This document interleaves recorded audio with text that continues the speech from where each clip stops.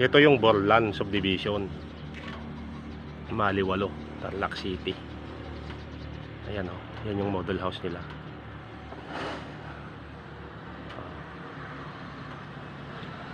Malapit sa highway, tapat ng Star Premium Gasoline Station, yung main gate nya. Ongoing pa lang, maganda siya, mataas yung location. Yan siya.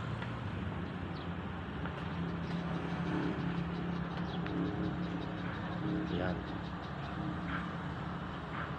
Mas maganda itong location niya kaysa kay Brentwood Capas. Kasi si Brentwood Capas, nandoon siya sa may junction ng Capas Macdo papuntang Concepcion. Yung bago lumiko papuntang Concepcion yung diretsong daan.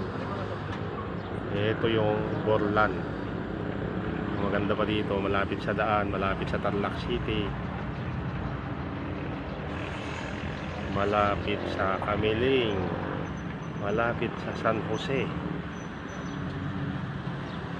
sa bayan ng San Jose, sa Monasterio, saka sa PRP. Yan yung sa kanila, Borlan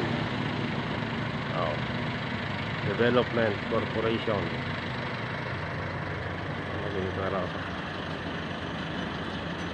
Ang agent dito, yung agent din sa Capas.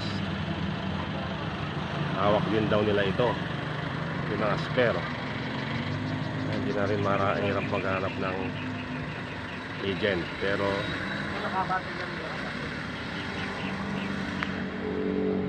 mas maganda ito, malapit sa Tarlac City.